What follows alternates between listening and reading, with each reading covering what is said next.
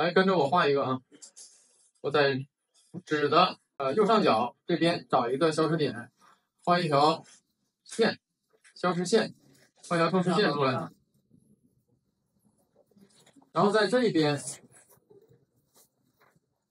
纸屏的位置另一侧也找一条线出来。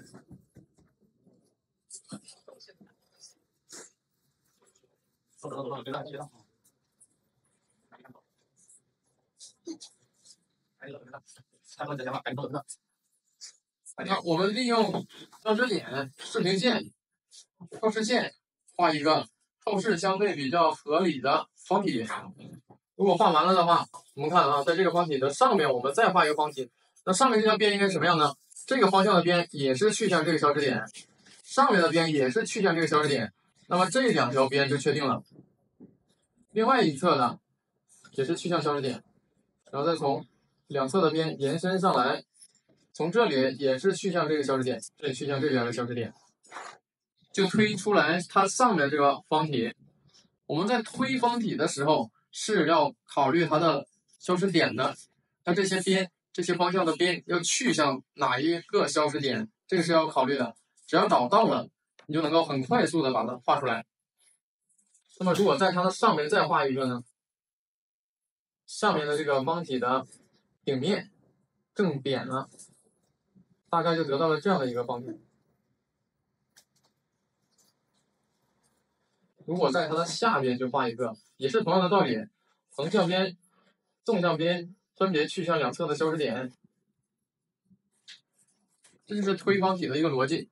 那么如果说我们顺着最下面的这个往这边画，那么同样也是这样的。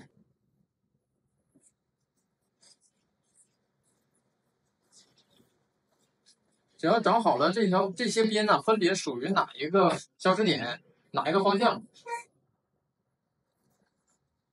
它竖着的消失点应该在画面外，大概在这个位置。如果在最下面这一排，我们再往左边画一个，横向的边去向左边的消失点，纵向的边去向右边的消失点，这些边的方向呢就能确定了。又推出来一个透视合理。如果在上面第二个，在它的前面画一个横向的去向左边的消失点，然后顺着这个方向画过来，然后画到这个边。这个边呢也是要符合这个趋势，连向这边的消失点，这条边连向这边的消失点。虽然画了很多的方体，但是画的方法、推算的逻辑都是一样的，就是找好这些方体上面的3个方向的边，横、纵、竖，只要是判断好你所画的这个方体，它分别这些边分别是哪个方向，它应该去向哪个消失点，你就能够很轻松自主的推画出各个位置的方体。我们画透视透视其中有1点透视、2点透视、3点透视。我们现在推空间所用的是3点透视，有3个消失点，其中有2个在视平线上，这是其中一种情况啊。这个是消失点，这个是消失点，然后在画面的以外面还有一个消失点。那么画面外的这个消失点呢，你就要靠意念，因为你画不到纸上，你就得靠想象出来这个画面外的消失点大概在什么位置。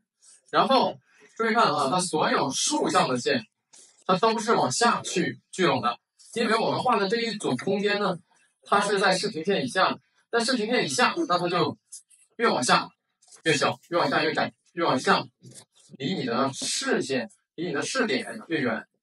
那么你的视线就在视平线上，也是因为你观看的位置决定了视平线的位置。这个是视平线，这个是下面的消失点。那么另外2个方向，我们把往这边去的作为横向的，那么所有横向的边只要往这边去就好了，所有纵向的边都往这边来就可以了。其实很简单的，很好理解。你画的时候稍微思考一下，稍微考虑一下这几个消失点的位置，然后这个方体的3个方向的边就可以了。然后有一种情况就是我们有的同学把这个2个消失点画的比较近，画成了这种形状。这会导致什么呢？这个方体的畸变太大，导致它不合理。不合理在哪儿呢？因为这个夹角太小了，都小于90度了，那肯定看起来不符合我们平常所看到的这个视觉效果。就算你正对着一个正方体的其中一个面来看，它最小也是90度。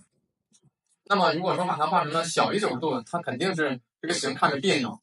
那么这个时候怎么办？你要把这个消失点往外挪远一点，要么呢，你把这条边往上挪。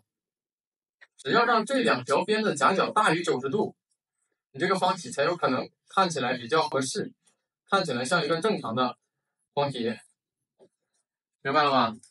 以上这个方体呢，我们先练到这里。但是呢，不是说我们不练了就把它抛掉了，你随时随地都可以拿出来练一练。这个很锻炼你的这个空间想象能力，构建一个空间的能力。就是你擅长通过一个方体，然后不断的去推算出各个角度、各个方位的方体，那么你就能够构建出一个合理的空间。这个我们到后面画一个场景的时候，这个是非常关键、非常重要的。